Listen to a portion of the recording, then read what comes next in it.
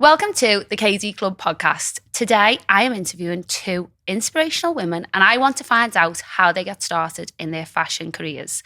I've got Joanne Watkinson and Rachel Goddard, and we are going to be talking to them about everything fashion buying, fashion styling, and how they started in their own brand by 11. So, Joanne, let's talk how you got started. Did you go to university to start in your fashion career? No, didn't go to university. There wasn't even ever an option. No one ever asked me whether I wanted to go to university. I wasn't particularly great in school. I wasn't awful, but I definitely wasn't. Clearly, I wasn't that good because no one asked me whether I wanted to go to university or questioned whether I wanted to go. So I did GCSEs. I did all right, and then did A levels. Didn't really get anywhere with them. All around art and design, technology, that type of thing. So I did have that creative side. Not because I wasn't into. I'm terrible at maths, terrible at science. All those academic subjects just weren't any good for me. But I did always have a work ethic. I had millions of jobs. Yeah. From the minute I turned 15, I always worked. Yeah. Everything from hospitality to shop work, retail. I did anything and everything to make money. And I absolutely loved it. I couldn't get enough of it. I had multiple jobs not because I needed to, just because I enjoyed it, and I think that then set me off thinking, I know I'll just work whatever it is. Yeah. So I left school with me GCSEs but not great A levels, and went and got a job. Loved it. Straight out of school. Full time. Went to work did a marketing firm. That was a bit of a mad one. That didn't last long, lasted the summer. Yeah. Basically selling gas and electricity to firms, which was a bit mad. Some 17-year-old bouncing in, trying to change over. I did a summer selling double glazing. Same thing. Yeah. But it paid, I had a script. And then it's just going, these people must have thought, who is this kid bouncing in? And then, but it paid great. I did it for the summer. And then I went to work for a company that had the license for Mattel, which did Barbie and Disney. Amazing. It was based in Liverpool. Amazing. And that was great. I was there for about 18 months, maybe 2. And I really liked it. It was a nice, small, family-owned company. But I used to do trade shows with them. Wow, so then at 18? At 18, yeah. Wow, so I'd go amazing. to Birmingham and be doing the trade shows like twice a year. And and then I thought, God, there's like fun stuff. You'd be staying in hotels and there was a group of girls and we'd all do these trade shows. And I thought it wasn't anything to do with fashion, but it was a retail environment. It was a sales environment. And I don't know what it was about it, but it gave me confidence. Yeah. But I knew I wanted to work with a product that I liked, and I like fashion. I like clothes. I like wearing clothes, buying clothes. So someone told me there was a new role coming up in Topshop. And Topshop, that time, it was the personal shopping role, which Jane Shepperton had basically come up with the idea in the Oxford Circus branch. And at the time, celebrities and everything were using it. It was free. It was a complimentary service. Yeah. And you didn't need qualifications as such because it was a retail environment. So I applied, and the interview was really hard. I had to do 3 rounds of interviews, and were you based in the London shop? No, in the Liverpool shop when it was the big top shop, downstairs. Yeah, I remember it. Got that job and absolutely loved it. Thought it was the best job ever. So what would people come in and do? It was a complimentary personal shopping service, and then so they'd either let you know what they were looking for. Mainly it was just girls going out on a Saturday night, going to Garland's, going to Society, and they'd just be looking for like, I don't know, a denim skirt with a vest. it was early 2000s. Yeah. So, but it was, Topshop had new clothes. Then Topshop was amazing. It was an import. It was amazing. It was the best, and the music was loud. It was always busy. There was, and it was just amazing. It was an amazing environment. I enjoyed it, and it then it gave me a real taste. I thought, no, this is definitely what I want to do. Yeah. There was a lot of contact with the Oxford Circus team. They made you feel like you were part of a role. And, they'd be sending emails and stuff, and about stuff that was going on and customers that they'd had in. And it inspired something in me. And then while I was there, I met the team from the Echo, who then was, Dawn Collinson and Emma Johnson, and ended up writing a fashion column. Amazing. So it kind of, we so it this went is off all from there. with no real training, no specific academic training, just a university. huge enthusiasm, bounds and bounds of enthusiasm, and was not frightened of working. No, all the time. It was all for free. Everything, all the little shoots that you do, Absolutely. So that's what started Obviously, the it all, Echo really. was for free. All for free. But you were getting paid by Topshop. But then, there'd be people coming in, big stylists who come in and lens stuff. There was bands around, like Atomic Kitten were around and things like that, and that was all dead exciting. And they'd come in and lens stuff, and there was just stuff going on. It just started slowly, but I was always enthusiastic, and I would say yes to everything. Yeah. Everything. 100%. Yeah. And I think when you're 18, you're fresh out of school, this is such a big world. There's like so much to do, so much to get involved in. They're literally throwing yourself into absolutely every opportunity that comes your way. It's just amazing. It's like almost like an internship, but you were actually being paid for it. I did do a little internship. My sister-in-law was in fashion, and I did go to London and do an internship with Elle, which was like an active wear then. Oh, right, okay, and I did, so that I kind of got to see that. That's where I saw that buying was a thing. Yeah. That was the first time that I realised that was a job, and I thought, that looks great. Yeah. That was exciting, and it felt, that office environment where everyone's a bit more glam, and so I did get a little bit of an insight into that world from doing that.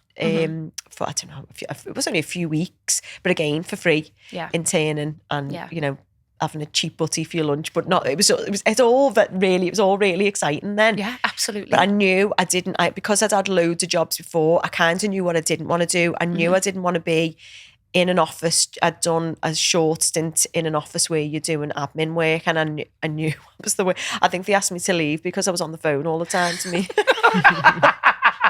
I didn't last very long. So I knew I was happy to work, but I knew it had to be something that interested me because I haven't got the best attention span.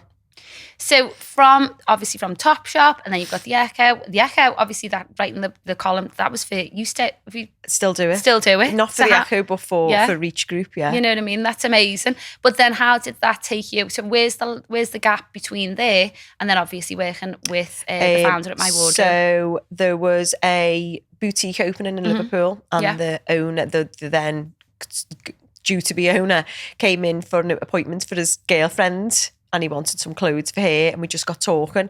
Again, I was very enthusiastic. The gift of the gab, this sort of wanting to be interested. I was enthusiastic with what they were doing, really, really interested and open to jumping on new opportunities. Yeah. So went to run that shop, do the buy-in for the women's wear, which I'd never done before, but I thought, how hard can it be?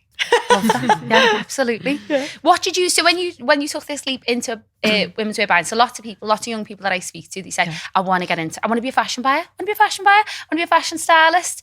What would you say you need to do to become that, to get on that first rung of the ladder? So what kind of, sort of experience, knowledge, what would you have to be good at just to get you to that point? The very first, it'd be like an assistant fashion buyer. It's hard because I didn't go from a traditional... Exactly. So we want to hear that point of view. Into it, yeah. So obviously now I've worked with people who have got traditional training. I see the gaps. Because you can do a degree in it, in just fashion buying alone. Absolutely, and I've worked alongside people that you go, that's what you've got that I haven't. And the gaps are there, and it just meant that I had to work harder and pay more attention to every single detail and know what I was doing inside and out. Okay. So all the brands, know the brands out there that you're working with, but also know the brands that would be adjacent to the brands you'd like to work with, know all about them, know about price points in the market, understand the market that you're working in. I just had I was constantly doing deep dives into everything that I had anything to do with. Okay. So brands we were working with, brands we weren't, price points, always doing. So Topshop, that's where they taught us to do competitive shops. Yes. Where you'd go around and look at other retailers, their price. So what are their best priced as versus what Topshop's best were priced as. And it means that you've got that knowledge then. It wasn't to go back to Topshop because they knew all of that. Yeah, it was for you. It was for you to understand the product. And that was an eye-opener where you go, you've got to know your competition. So just to pause you there, say we've got a young girl now. So obviously if we just relate it back to where we are now, young girls and young men, young girls are really entrepreneurial and it's so easy to start your own business now. Yeah. So an 18-year-old could leave and start their own business. Yeah. So I love what you said about that competitive shop and that sort of analysis. So if they wanted to say, right, okay, I'm going to start a gym wear brand. Yeah. Okay, so where do they see themselves in the market? Yeah. How do you go? But you could literally just go around Liverpool city centre. Absolutely. I mean, and that is so important. I mean, now obviously I was doing it. I'm a dinosaur, so I was doing it before the internet existed, before there was online shopping. Yeah. I mean, you know, when I went to work for online, it was, it'll never work. It'll never take off. No one will ever buy clothes on the internet. So I was doing it from a physical perspective, literally shopping and looking to see. And I think that's really important if you want to start a brand, is to know exactly what it is and why does it exist and how would you do it better. Okay. So no, in terms of price points, in terms of market position, the way that I had an amazing mentor right the way through my time at My Wardrobe, and she did do the traditional route. So she, started at Selfridges. They have a program where they basically take you through. It's a management trainee program, and she is that a graduate program? It's a graduate program, but I don't think you have to have fashion qualifications. She went in with with a degree. But that training and what I learned from her was incredible. And I listened to everything. I took it all in. I don't think she thought at the time I was taking it all in, but I took it all in. And they teach you all about that. So if you're imagining that you're on the first or second floor in Selfridges or third floor in Selfridges, which, is it luxury, is it contemporary? Where would your brand sit? Yeah. Where exactly would they position you? Okay. How important would it be to them, and would big brands want to sit next to it? Yeah. How does it look as good? Is it, again, if it's activewear, it would be in the activewear department, but where would it sit? Exactly. Because they put brands, once you understand that that's how they do it, that's how they plan that floor, then you understand where your brand sits. And it's like a game changer. You go, absolutely. Oh my God, that makes sense. Because if you're thinking, well, I'm just me and I'm going to start this activewear brand and this is what I'm going to price it off, I'm just picking this number off the top of my head. No, there really needs to be some steps that you need to take before you get to the pricing of that product. Yeah. And that is so interesting because, as you said, you can go into the store and do it physically and then you can just do it online. I mean, online now, you can do it in I think also there's an element. I do think there is an element to doing both ways though. Absolutely. Oh yeah, and I think because really for online, you need to understand how because department stores ultimately lay out how online stores will they'll categorise theirs as well, and where you fit, because also it's about. So I use Selfridges as an example, but it's whether your activewear brand, is it going to be an entry level? Yep. Is it going to be a luxury product? Because the two, and then there's something in the middle as well. So you need to know where it's positioned and why. If you're going to stick a high price point on it, you've got to be realistic, and because people are going to ask why it's that price point. Absolutely. Yeah, I think active one's a really easy one because obviously there's so many new brands. I can think of a bunch just in Liverpool now that have started and they've done incredibly well with it. And, activewear is something we all wear. Absolutely. Luxury sportswear, it's a real thing. Yeah. So, I mean, it's so interesting to hear from you all those steps that you should take just before you even get started, just before you even price your product. Yeah. And that's all from your own experience. Yeah. Absolutely. So at My Wardrobe, you obviously went to fashion weeks. What was that like? Exciting. So obviously we look at it from, if we're a non-fashion buyer, I'd look at it and go, oh my God, and it's all going on now, and you look at it and you can see everybody there and it looks amazing, everyone's getting photographs, but what's the reality of a fashion buyer? So it was exciting as in, again, as you come at it because of, got myself on a train from Liverpool and ended up in that world, but it wasn't, I'm not sat front row, I'm not a celebrity getting so card the fashion buyers don't sit on the front row. So they do, but I wasn't that important, so I'm not that front row, And I think also it was again before influencers really. So front row was, your Hilary Alexanders, your Natalie Massenet, then was the owner, was she the founder of Net-a-Porter? Yeah. It was all of those people who I had huge respect for, and they were the people who used to wow me. If you saw them at shows, but ultimately I was there to see a collection that I would either have already already bought, and then to be there to see the catwalk pieces, or I'd be buying it after that. So you'd be taking, you know, real mental notes of what. And then quite often you wouldn't be going to the shows at all. So Fashion Week is interesting. Okay. So that's what we think about. If you're a non-fashion, we would think it's just a catwalk, it's a trade event. Yeah. So you're there working and you're going to the showrooms to view the collections. Obviously, there's a lot of travel involved. It's really intense. It's long days. Yeah. Really long days, and all you're doing is going from showroom to showroom to showroom. It's, don't get me wrong, it's not, it wasn't anything, it's not hard when you're in there, you know, you're looking at beautiful clothes and you're making selections, but there's an element of your range planning. You're putting, you know, you've seen lots of collections.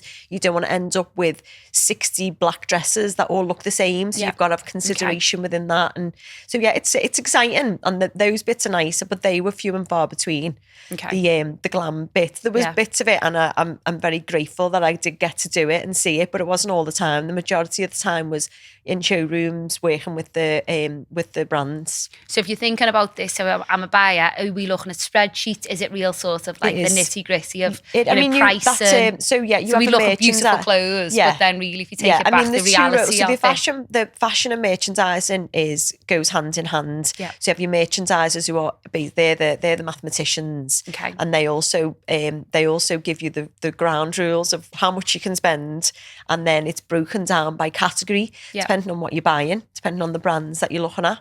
It's broken down granularly that way. So you know basically what you need to look at, but then you're still doing, you know, you are still pointing in of the things that you like. Yeah, absolutely. But then you go away, and it's not just, it sounds probably a little bit more flighty, but there is a science to it. Yeah, because you buy it, and you have to look at what the previous season, and then look at trends and things that are increasing, things that have completely, you know, like then we did a lot of denim, so it was, are skinnies in, are we selling flares, and then if you don't also.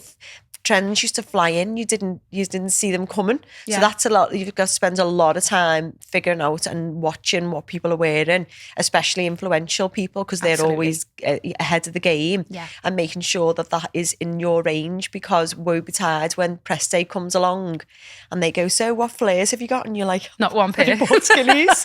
It happens, and that's something that, and you're responsible for that. You're responsible for if that doesn't work. Yeah. Absolutely. So if you were telling somebody who was sort of 16 to 18, so they're not yet left sort of university age, and they want to get into fashion buying, what kinds of things can they do sort of from the comfort of their own home? So they, you know, obviously we talked about working in retail, which is fine, and really, you know, people can go out and do that. But what kinds of things would you tell them to be doing at home to sort of be researching, you know, looking at catwalk shows? If they're looking to get into, now I feel like the world has changed so much, and the opportunities of now that on like that the internet again, dinosaur has given everyone. Absolutely. You know, the platform that you now are gifted, things like TikTok and Snapchat, and then it was blogs, but now you know it's video and all of those things. If you really want to, and if you're really interested, I would say go hell for leather and launch your own, have a platform. Would you? It's absolutely. Yeah. Because I think that the traditional level, it's changed, unless you are going to go into it with a degree. And you're going to go into it from that direction. But not everyone's going to do that. No. From a financial or even just the personal perspective, they are maybe not going to go to university. So if you're not, then you have to use everything else that's within your gift. That's that's free. Yeah. That's free, and that shows off your willingness to learn. Obviously, I think there's definitely still a bit of a potentially a stigma attached to being, you know, an influencer in fashion versus a traditional. But I think from a marketing perspective, and ultimately what's used to sell clothes, then it's fair game. Yeah. So I would say use all of that. Yeah. I mean, it wasn't there when I did it, but I would be now. I'd say if I did, if you've got the confidence and you feel like you could, then maybe build your platform that way. Okay. Super. Lovely. So I think what goes nicely from, obviously we're looking at you from a fashion buyer, and we'll go back to talking about your own business that you've got together. But what goes on from you've got a fashion buyer is a fashion stylist. I meet so many young girls. We've got girls who come in the intern for us at 16. Again, what do you want to be? Be a fashion stylist. But what goes in to being a fashion stylist? What would be your day-to-day, reality? I think it's hard with styling because I feel like you can learn buying, can't you? Because it's numbers and you're learning critical path and stuff. But with styling, I mean, I did go to uni to do styling, but it wasn't actually a course when I first went to uni. So I went to Salford to do just fashion, which was like, that was like image making. So I'd ended up doing an art degree for a year because I was similar to you in school. Like I was good at academic stuff, but I wasn't interested in it. Mm-hmm. So I was all set up to do business in uni. And then last minute, I was like, this isn't what I want to do. So I just decided, right, I'm going to go and do an art foundation, which was the one in Highton and Roby. So I did an art foundation too. Did you do that one? So you could sort of like dabble then. So did a bit of photography, a bit of like fine art. Photography I loved because we learned how to like develop our own images and everything. So for a while I did quite a bit of photography. And obviously that goes hand in hand then with like styling because I could style and photograph my own shoots. So did that for a year, went to Salford for the first year, and then John Moore's then created a styling degree. So I transferred into their second year. But I don't think it was that necessary because it was like a new course. I think I probably should have stayed at Salford. Salford had been like a really reputable course that had been going for years. They knew what they were doing. I think John Moore's was a great uni for design, but I think because it was the first time they'd done styling, it wasn't the best for that. But at the same time, it led to connections. So I ended up assisting Mark McNulty through that because we met him through uni. So I assisted him as a photographer for a while. And then, did that. And then I think for me, it was through resale. I think resale is a really easy way to get into things, isn't it? Because everyone can go and get a resale job. Yeah. So I started off just at a resale level, then worked up to doing like VM, personal styling. So just briefly, what's VM? Visual merchandising. So what would that be? What would you have to do to? So I was responsible. I did it for American Apparel, which again at the time was like that was in their heyday when Liverpool was like the top selling store in the world, which was crazy. Do you remember the disco pants? Yeah. We used to sell like hundreds a day. It was mad. We were literally the top selling store in the entire world at one point for disco pants because Scousers are like tribal, aren't they? They love it. Literally. So I was responsible for the whole store, and similar to what you were saying, where you felt like dead important, I was constantly emailing the London team, and because the whole store was my responsibility, it gave me like a lot of confidence. Because how old were you when you were doing that? I think that probably like early 20s, maybe like 22 or something. Fabulous. And it was everything. So it was window dressing, which is obviously like styling the windows, but also the actual layout of the store. So I'd have to decide based on like previous sales and what was working, how to lay the store out. So we'd just do like big moves within the store. So obviously when it came to winter, we'd have to flip the store around, constantly looking at sales reports to see what was working, and then working with the merchandisers so I could like call in more stock, or if there was something that wasn't working, I could get rid of it, just get it sent out of the store. So I did that for a few years. And then briefly after that, I started up my own business with a friend doing personal styling. Yeah. So at the same time as that, I went and did a part-time personal styling job in Coast, which was again like a style lounge. People would come in via appointment, and it was mostly just occasion wear. So it was getting them dressed for weddings, things like that. And then from then, I also worked at Flannels for a while. I did, and again, that was photography. So, it was everything actually. It was still lifestyling and photography. So you did quite a lot within that role. Amazing. It's a bit mad, really, when I think back. It was like 3 roles in one: copywriting, still lifestyling, and photography. So it was just you and another person would just basically for their website. Yeah, for the website. This was before Flannels. It was as big. They were based in Trafford Park in Manchester. So it was a tiny, tiny little unit. So we did that, and so I was dabbling really in everything. Didn't know whether I wanted to do photography or styling, but I knew I had an interest in both.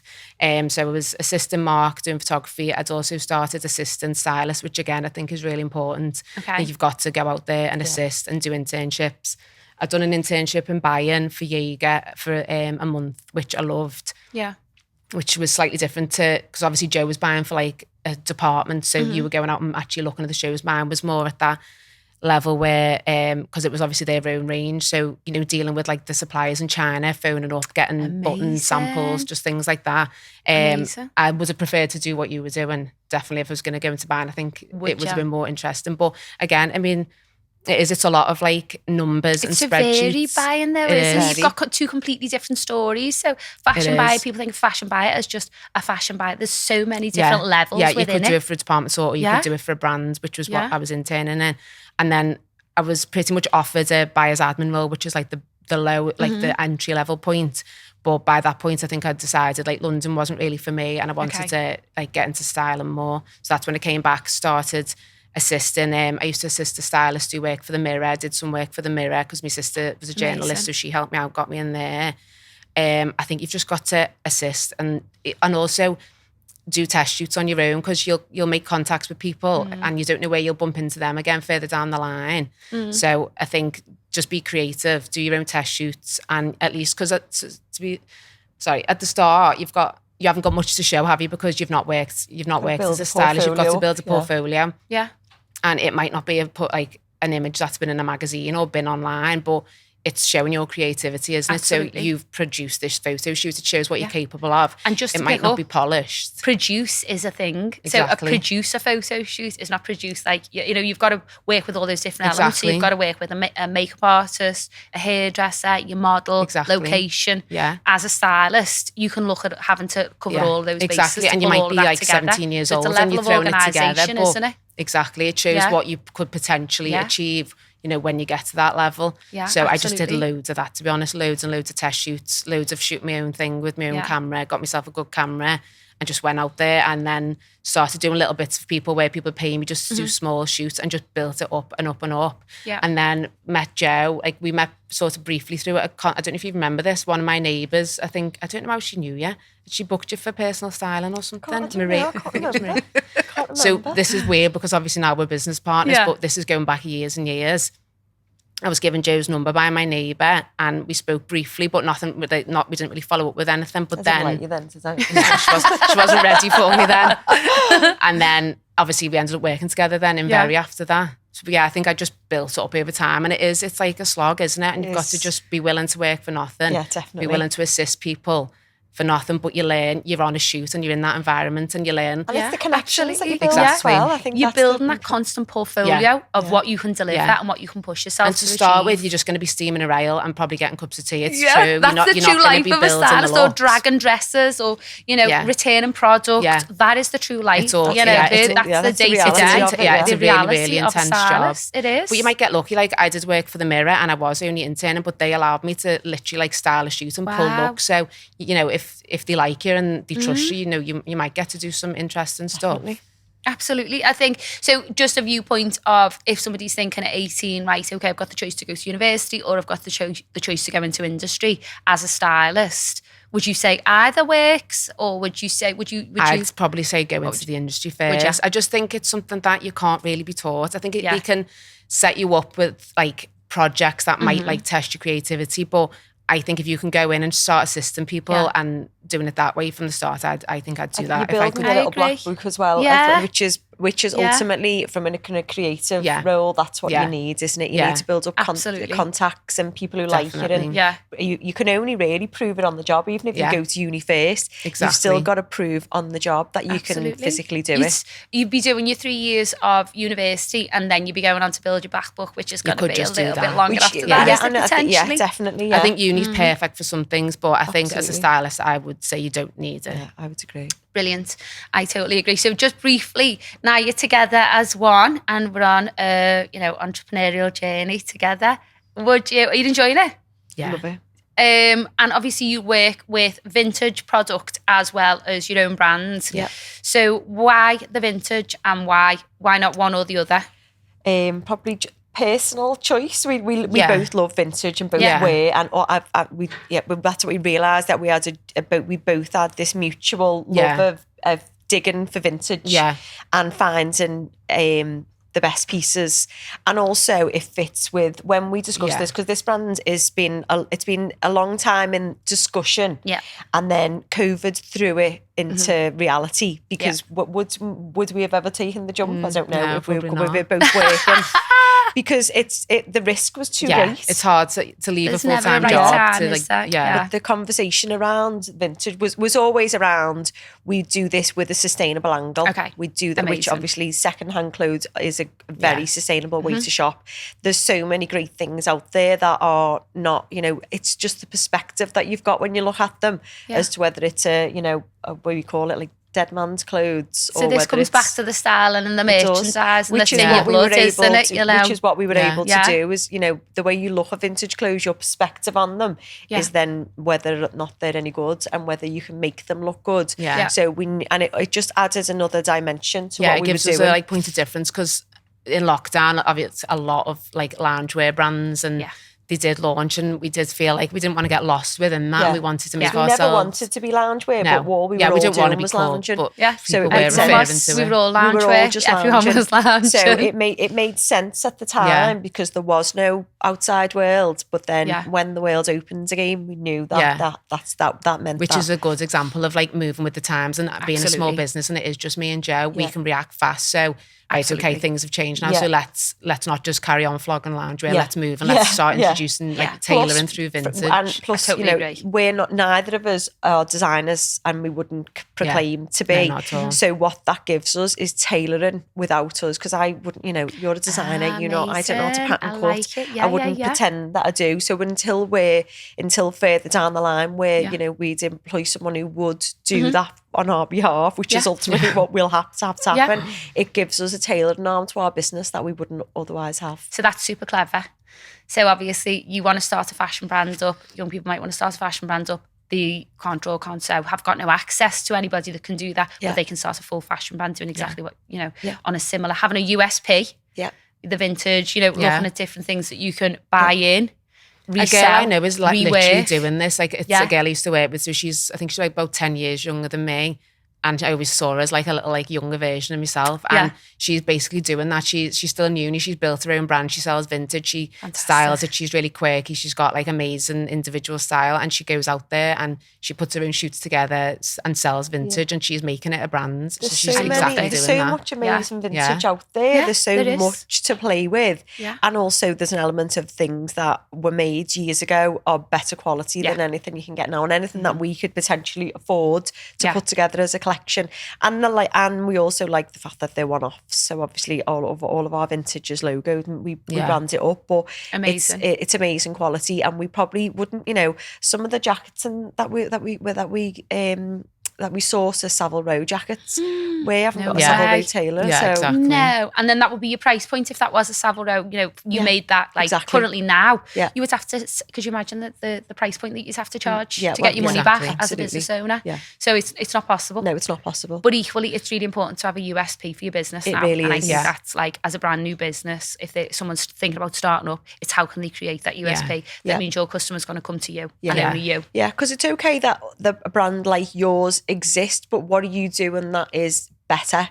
What's your take on it? What's your perspective? That means that the customer's going to see, because again, look at it as if you walk into a department store, you've got all of these leisure wear brands, but they've all got something that gives them their USP. So what's yours? Absolutely.